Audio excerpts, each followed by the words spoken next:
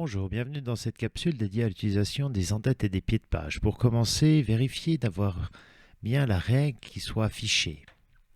L'en-tête va se trouver dans la marge supérieure et le pied de page va se trouver dans la marge inférieure de notre page Word.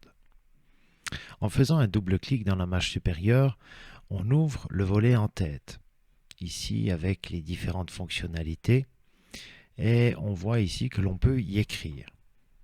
Je vais ici faire l'exemple avec un exposé d'histoire. Je vais presser la touche Tab pour me retrouver sur le taquet de tabulation ici qui est centré. Imaginons que je sois en 10e Armos. Et je presse la touche Tab afin de me décaler au taquet de tabulation droite.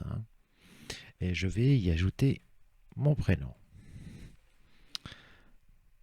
À partir de là, je vais me décaler dans le pied de page et je vais y insérer directement un numéro de page automatique, page 1.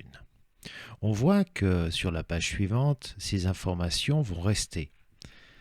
Et la page 2 donc a bien suivi. Chaque fois que je rajouterai une page, mon en-tête et mon pied de page vont suivre. En faisant un double-clic sur la zone classique pour écrire, on voit que l'en-tête et le pied de page apparaissent en gris.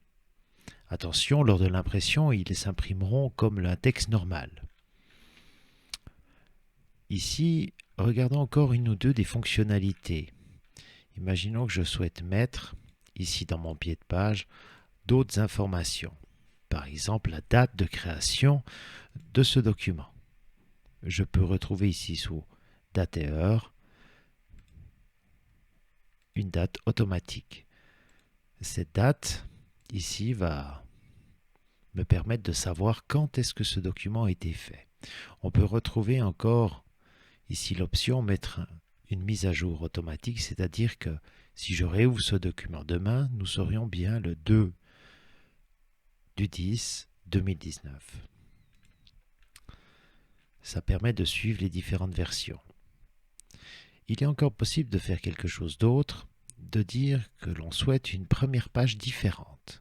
Dans ce cas-là, on voit que la page 1 a perdu son en-tête et son pied de page, mais par contre la page 2, ici, a conservé le pied de page.